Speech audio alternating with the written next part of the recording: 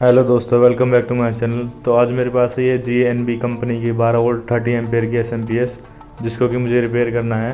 तो सबसे पहले मैं इसके अंदर शॉर्टिंग चेक करूँगा। अगर इसके अंदर शॉर्टिंग होगी तो हम इसके अंदर डायरेक्ट पावर नहीं देंगे। तो अब मैंने शॉर्टिंग चेक करी तो इसके अंदर शॉर्टिंग नहीं थी। तो अब मैं इसके अंदर सीरीज़ लैम्प के थ्रू पावर इनपुट करता हूँ। तो जैसे ही मैंने इसके अंदर पावर इनपुट करी, इसने पावर तो ली और स्टार्ट होने की कोशिश भी करी थी। तो ये इसके अंदर फ्लक्चुएशन है जिसकी वजह से ये SMP स्टार्ट नहीं हो पा रहा। इसके अंदर बार बार LED ग्लो कर रही है, फैन हल्का सा घूम के फिर बंद हो जा रहा है। तो अब मैं इसको ओपन करने जा रहा हूँ। तो इसका एक स्क्रू मिसिंग है यहाँ से। दूसरे वाले स्क्रूज़ को मैं यहाँ से खोल लेता हूँ। तो इसका स्क्रू खुल जाने के बाद इसके अंदर की हम कंडीशन देखेंगे कैसी कंडीशन है इसकी। तो कुछ और साइड में स्क्रूज वगैरह नहीं थे, तो मैंने इसके ढक्कन को पुल आउट कर लिया बाहर। तो जैसे ही मैंने इसको पुल किया, ये ढक्कन हमारा ओपन हो चुका है। तो इसके अंदर ढक्कन पे हमारा फ़ैन लगा हुआ है और इसकी कंडीशन कुछ ज़्यादा ही रस्टी है। तो इसके अंदर धूल मिट्टी जमी हुई है काफ़ी, और इसके अंदर कंपोनेंट भी मुझे रस्टी दिख रहे हैं, जैसे कि शायद हो सकता है कोई कंपोनेंट ब्रेक हो गया और रस्ट की वजह से, जिसकी वजह से हमारा SMP स्टार्ट नहीं हो पा रहा। तो ऐसा ही SMP मैंने एक पहले रिपेयर किया था जिसके अंदर रस्टिंग की वजह से समस्या आ गई थी, यही सेम। तो अब मैं इसको रिपेयर करने वाला हूँ। तो दोस्तों, PCB को बैक साइड से छूने से पहले आप कैपेसिटर को ज़रूर डिस्चार्ज कर लेना। और ये काफ़ी ज़्यादा गंदा, तो मैं इसको क्लीन कर लेता हूँ, उसके बाद एग्जामिन करता हूँ। देखिए, जैसे मैंने इसके सारे अच्छे से क्लीन करके एक बार इसके सारे कंपोनेंट्स को चेक कर लिया है, कोई टूटा तो नहीं है। तो दोस्तों, इस तरह की प्रॉब्लम आने के रीज़न या तो लोड रजिस्टर्स का डेड हो जाना, या आउटपुट कैपेसिटर का शॉर्ट हो जाना, या फिर स्विचिंग IC में जो VCC कैपेसिटर लगा होता है उसका डेड हो जाना, या फिर इसके फीडबैक में कोई दिक्कत होना। दोस्तों, फीडबैक का सेक्शन हमारा वोल्टेज को आउटपुट के हिसाब से एडजस्ट करता है। जितनी हम आउटपुट में एडजस्ट कर लें उस हिसाब से स्विचिंग होती है। तो फीडबैक में हमारा TL431 लगा हुआ है यहाँ पे। तो सबसे पहले मैं लोड रजिस्टर को टेस्ट कर लेता हूँ। तो ऐसे टेस्ट करना पॉसिबल नहीं था क्योंकि कैपेसिटर हमारे लगे हुए थे, इसके अंदर लोड रजिस्टर टेस्ट नहीं हो पा रहा था। तो मैं लोड रजिस्टर को बाहर निकाल लेता हूँ एक तरफ से, जिससे कि हमारा टेस्टिंग ईजी हो जाएगी। तो मैंने इसको ट्विज़र की हेल्प से एक तरफ से बाहर निकाल लिया दोनों लोड रजिस्टर को। उसके बाद मैं इसके अंदर टेस्टिंग करूँगा। तो ये मेरे लोड रजिस्टर दोनों ओके थे, इसके अंदर रीडिंग प्रॉपरली आ रही थी 675 674 कुछ आसपास। तो हमारे लोड रजिस्टर तो ओके थे, इन पे से हमारा डाउट हट जाता है। तो लोड रजिस्टर को मैं वापस लगा दूंगा उसी कंडीशन में। लोड रेजिस्टेंस के लग जाने के बाद मैं बाकी कंपोनेंट्स को चेक करना शुरू करूँगा एक एक करके। तो कुछ इस तरह से ये हमारे सोल्ड हो जाएंगे दोनों लोड रजिस्टर वापस से। तो अब मैं चेक करूँगा इसकी IC पे शॉर्टिंग और VCC कैपेसिटर पे शॉर्टिंग। तो इस तरह से अगर ये शॉर्ट होगा तो हमारा ये आउटपुट में फ्लक्चुएशन आएगी। तो VCC कैपेसिटर पे मेरी रीडिंग प्रॉपरली आ रही थी, इसका मतलब हमारा VCC कैपेसिटर भी ओके है और IC में भी पावर जा रही है। अगर इसके अंदर पावर ही नहीं जा रही होती तो स्विचिंग स्टार्ट ही नहीं होती, जिससे कि एक पल्स भी जनरेट नहीं होती। तो मैं बाकी कंपोनेंट्स को चेक कर लेता हूँ, क्या पता कोई हमारा कंपोनेंट ब्रेक हो चुका हो यहाँ से। तो यहाँ पर एक TL431 लगा हुआ है, एक बार मैं इस पर भी शॉर्टिंग चेक कर लेता हूँ। तो TL431 को चेक करने के लिए हमें बीच वाली लेग पे इसकी ब्लैक प्रोब को रखना होगा और दोनों साइड शॉर्टिंग चेक करनी होगी। अगर ये शॉर्ट होगा तो हमारा बीप की साउंड आएगी।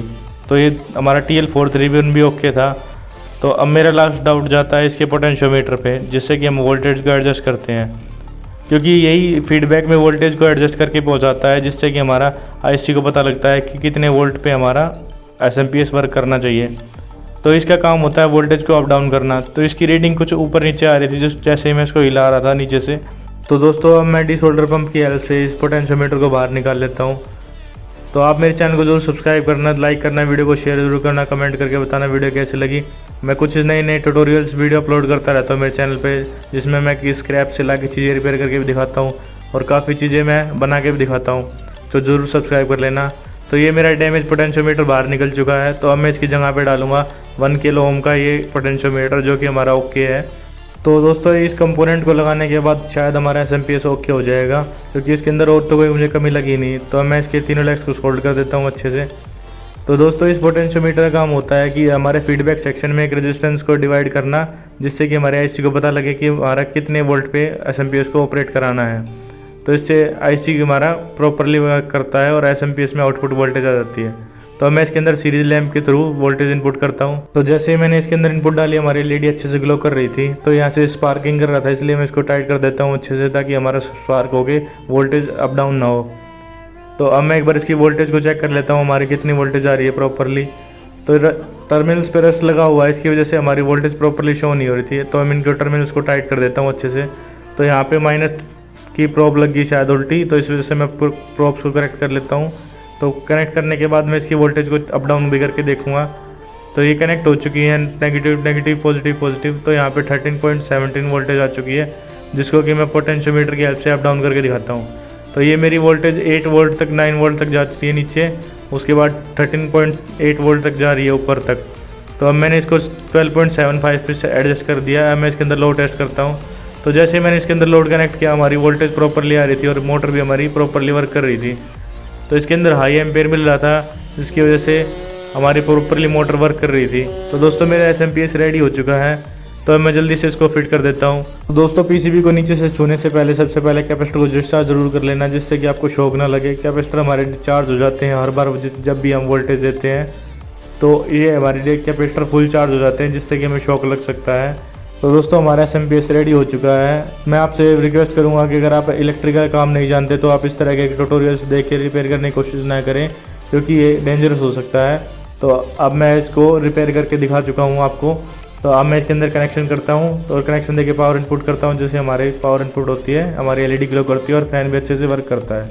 तो अब मैं एक बार इसकी फाइनल टेस्टिंग कर लेता हूँ, लोड टेस्ट करके, जिससे कि हमारा वोल्टेज और एम्पेयर का पता लग सके। तो अगर इसके अंदर कोई कमी है तो वोल्टेज ड्रॉप हो जाने चाहिए एम्पेयर के ऊपर। तो लेकिन हमारा SMPS प्रॉपरली वर्क कर रहा था, इसके अंदर 12.79 वोल्टेज आ चुकी थी। तो अब मैं इसके अंदर एक हाई एम्पेयर की मोटर लगाता हूँ 555 की, तो हमारी मोटर अच्छे से वर्क करती है। तो दोस्तों मेरा SMPS प्रॉपरली रेडी हो चुका है। मेरे चैनल को जरूर सब्सक्राइब करना, लाइक करना, वीडियो को शेयर जरूर करना, कमेंट करके बताना वीडियो कैसे लगी, और बेल आइकन जरूर दबाना, जिससे कि आपको लेटेस्ट अपडेट मिलती रहे।